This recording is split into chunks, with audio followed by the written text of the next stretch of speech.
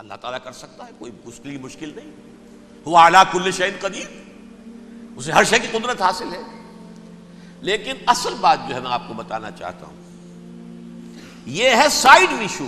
اصل ایشو ہے فلسطین کا جو شروع ہونے والا ہے. بھٹی دہکے گی وہاں.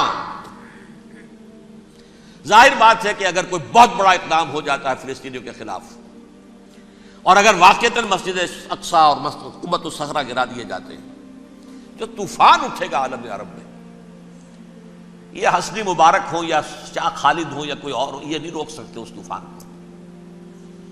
نوجوان خون اٹھے گا، غیرت اور جو بھی حمیت ہے. مسلمان ان پڑھ سے ان پڑھ اور بالکل بے دین، وہ بھی مسجد کی حرمت پر کٹ مرنے کو تیار ہو جاتا ہے. مسجد تو بنا دی شب بھر میں ایمان کی حرارت والوں نے، من اپنا پرانا پاپی ہے، برسوں میں نماز ہی بن نہ سکا. وہ چاہے کانپور کی مسجد سے مسلمانوں نے جانے دی ہیں، چاہے وہ شہید گنج کی مسجد تھی مسلمانوں نے جانے دی ہیں، چاہے نماز نہ پڑھتے ہو. لیکن یہ جو حرمت اور یہ جو حمیت اور یہ غیرت ہے، اس سے جو طوفان اٹھے گا یہ ہوگا اس ملحمۃ العظمی، اس کی طرف پیش رفت ہو رہی. کتاب الملاحم سے احادیث کے حوالے سے کہ جن جنگوں کا حوالہ دیا حضور نے، پیشن گوئی کی ہے، اس کا نقطہ آغاز تھا خلیج کی جنگ. صدام حسین نے اسے کہا تھا یہ مدر آف وارز ہے، ام المحارب، یہ ایک جنگ نہیں ہے. اس کا نقشہ بھی حدیث میں موجود ہے، پیشن گوئی موجود تھی، اس وقت بھی ہم نے شائع کی تھی. لیکن اس میں جو جنگ اب ہونے والی وہ الملحمۃ العظمی. ملحمہ کسے کہتے ہیں؟ لحم گوشت کو کہتے ہیں، اور قصائی کی دکان کو عربی میں ملحم کہتے ہیں، جہاں گوشت کے ٹکڑے کیے جاتے ہیں. آج کل مشینوں سے ہوتے ہیں، اب جو ہے وہ ہاتھ سے چھریوں سے نہیں ہوتے، لیکن ٹکڑے ہو رہے ہوتے ہیں، جسموں کے چیتھڑے اڑ رہے ہوتے ہیں. ملحمہ، یہی لفظ استعمال کیا تھا حضرت سعد ابن عبادہ نے رضی اللہ تعالی عنہ یوم فتح مکہ. ان کے دل میں تھا کہ اب ہم انتقام لیں گے ان عربوں سے، ان قریش سے.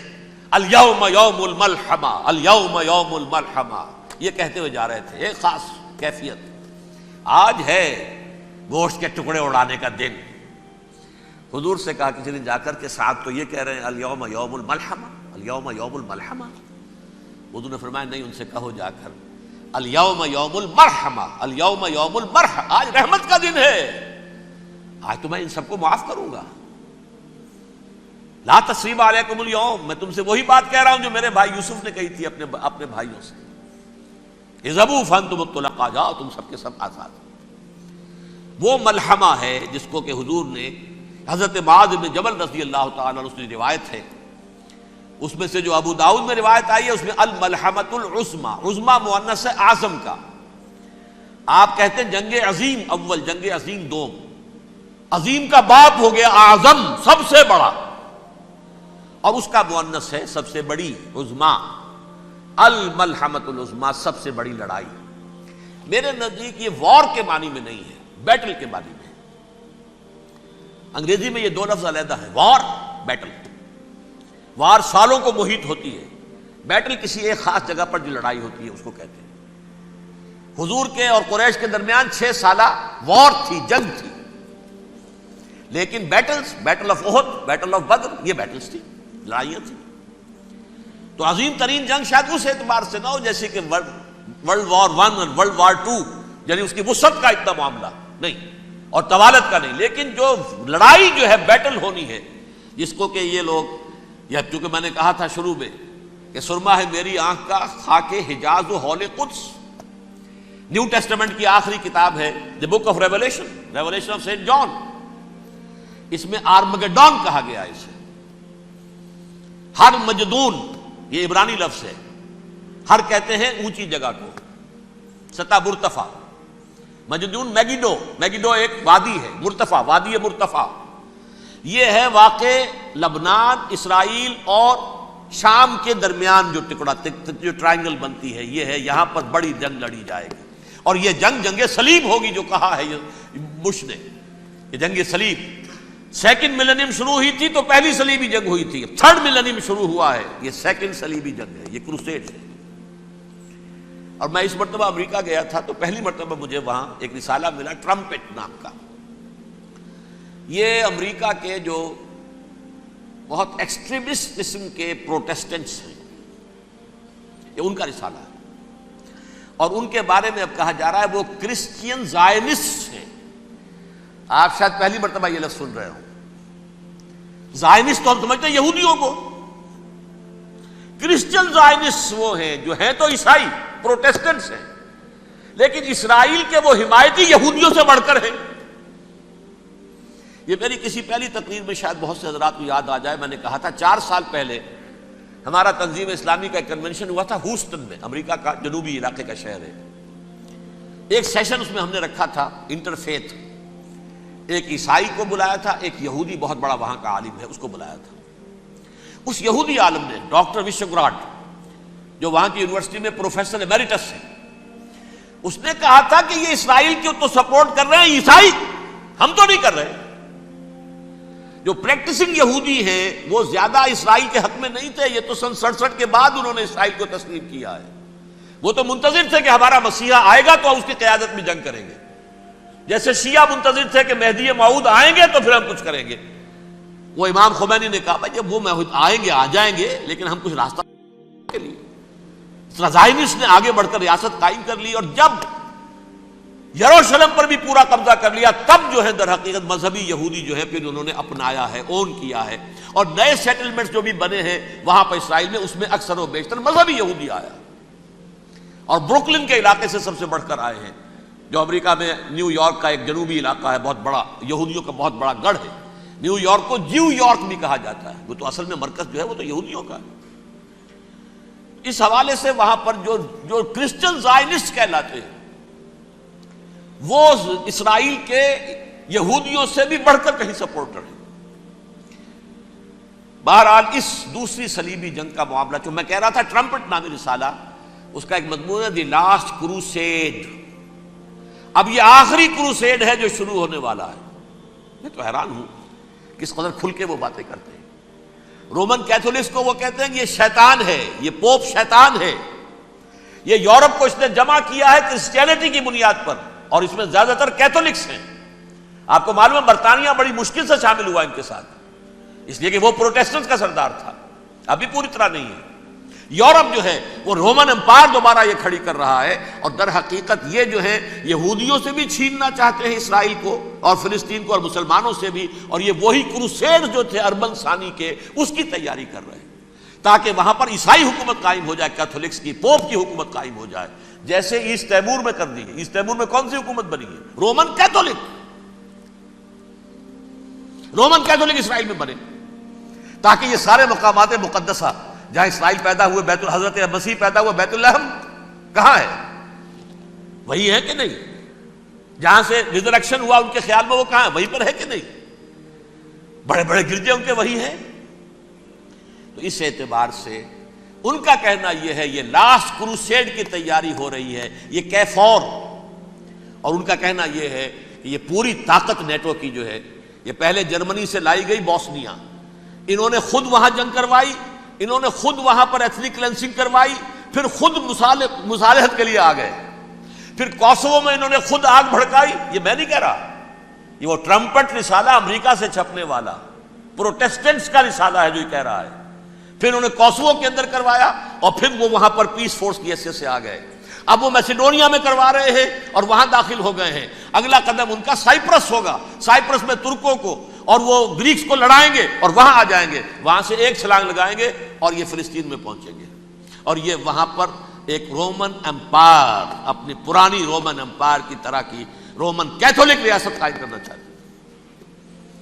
تو وہاں امریکہ کے عیسائیوں میں بھی کوئی ایک طبقہ نہیں ہے، کیتھولکس بھی ہے.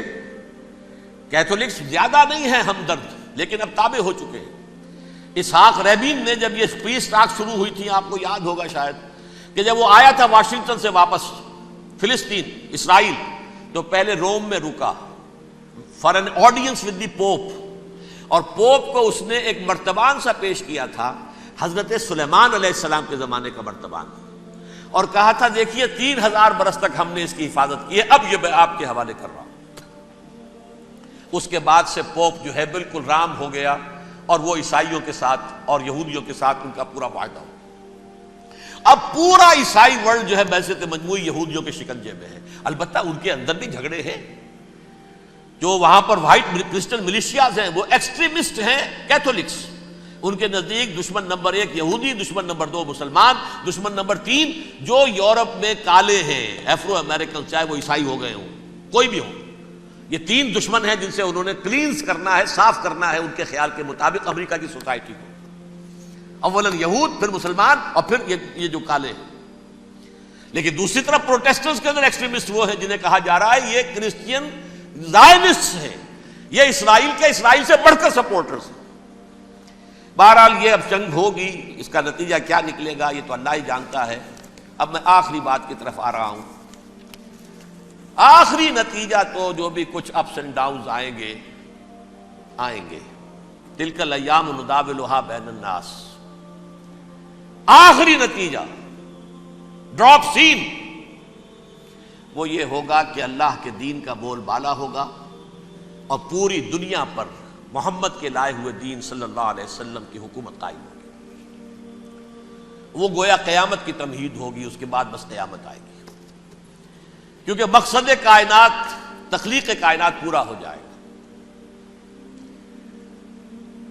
پوری مخلوقات کے اندر مقصد تخلیق، کلائمیکس آف کریشن محمد الرسول اللہ صلی اللہ علیہ وسلم، دین کی تکمیل محمد الرسول اللہ صلی اللہ علیہ وسلم۔ اور اس خلافت عرضی کے لیے جو حضرت آدم کو خلافت دی گئی تھی، جب اس میں وہ خلافت پوری دنیا پر قائم ہو جائے گی، اس کا مقصد پورا ہو جائے گا۔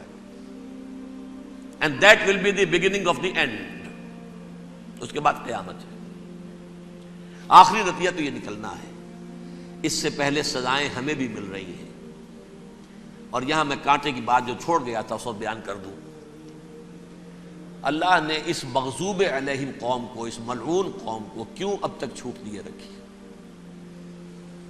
میں بتا چکا ہوں یہ بڑے عذاب کے مستحق ہو چکے تھے حضرت عیسیٰ علیہ السلام کے زمانے میں، چھوٹ دی ہے ابھی تک ہے، بلکہ ایک مرتبہ ابھارا ہے۔ 1900 برس کے بعد ابھرے ہیں یہ، بالفور ڈیکلریشن 1917، سن 70 عیسوی کے بعد، تقریباً 1900 برس، 1850 برس تو ہے کم سے کم۔ پھر creation of Israel 1948، 1967 extension of Israel, یروشلم پر قبضہ۔ یہ سارا جو ہے کیوں ہے؟